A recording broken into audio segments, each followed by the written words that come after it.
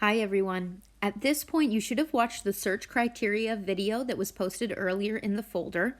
At this point now, we're going to dig into this specific assignment. So if we take a look up here, I'm giving you a review up at the very top for what search criteria is.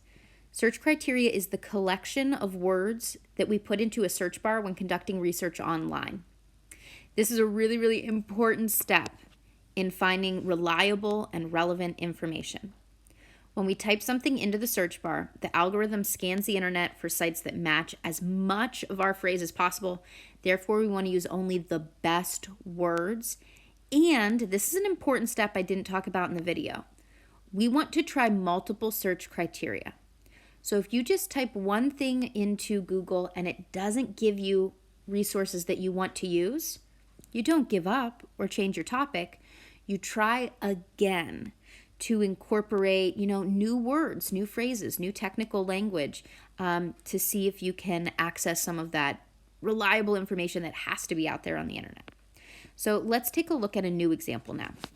This is coming back to an idea we had looked at in the last video is, our goal is to find out when the Otters game is this Friday night. So here are some examples of bad search criteria for this topic. When is the game on Friday?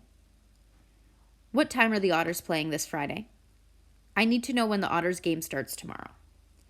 These are problematic for a variety of reasons. One, they have way too many words in them. Lots of excess words that are just going to confuse Google when trying to give us back the search results. But also, a lot of these aren't specific enough. So, when is the game on Friday? What game? What are you talking about? So that would be a really bad search result. It's going to give you all kinds of information that's not relevant. This next one here says, what time are the Otters playing this Friday? To us here in the Erie area, we hear Otters and we think of the hockey team. You might be getting search results for like SeaWorld and, little baby otters playing games with each other on Friday afternoons. So you've got to be really careful there because I don't think they quite understand what's going on. And then here where you say, again, Otters game, I don't think that's being specific enough. When you say starts tomorrow, a lot of the things that are going to pop up online aren't going to say tomorrow. They're going to have a specific date, so that can be problematic. Here now are some examples of better search criteria for this goal. Otters 2021 schedule. Erie Otters game time. Otters game Friday. Puck drop time Otters. Erie Otters start time. So we want to try to get as specific as possible, and we're eliminating any of those extra words that might confuse the Google search. So keep coming up to this as an example for how you can maybe alter your search criteria as well. And keep in mind that maybe I would try this first one and I wouldn't get the search results I want. That's fine. I would come down here and maybe I would try the second search criteria or the third or the fourth until I find the information I want. I just keep switching up the combination of words I use until I'm getting the search results out there that I know must exist on the internet. Down here I have listed for you some tips. So do use different variations of the search criteria. Use those technical words as much as possible. Use different versions of keywords, and we'll talk about this again in a minute. And then we can use those quotation marks around words we want to be in the search results. Don't ask a question. Use those small, meaningless, unnecessary words. Don't give up. I think that's something I see happen a lot is that when you don't find the search results immediately, you just give up or you change your topic or you say, I can't do this. Don't do that. There's lots of different versions that you can put in to get your results. And a good rule of thumb is if you're writing in complete sentences, probably we're breaking some of these earlier rules as well.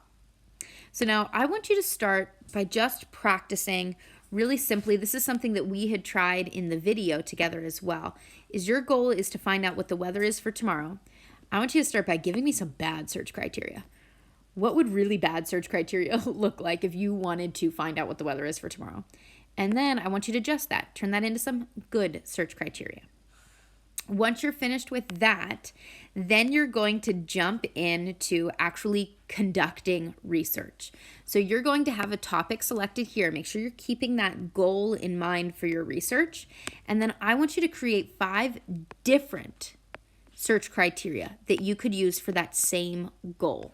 This is just like we did up here For our Erie Otter search, we're coming up with 5 different criteria, and they might have some similar words, but they should change enough that they would pull up some different search results if we put them in online. And then this last part is perhaps the most difficult one, but it's really, really important. So we want to think of some key words in our search and figure out what are different variations of that word that we could use to try to get some different results. So I'm giving you the example of the word education. As a teacher, I do research as well, and I'm looking up a lot of, new trends in education, new tools that I can use for education, but maybe using the word education doesn't work. So instead, I could change out the word education for the word learning, pedagogy, school, schooling, EDU, university, K-12, secondary education. I could come up with a whole bunch of different words that connect to education and will give me similar results, but maybe they're the words that somebody would be using within that article. So I want you to think of, within these search criteria, what are some important words that you are using? I want you to come up with 2 of them. And I want you to decide what are some alternate words you could use in place of those terms.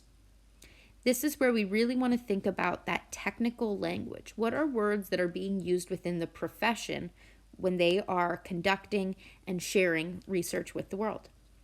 If you have any questions, make sure you reach out and let me know. Have a good one.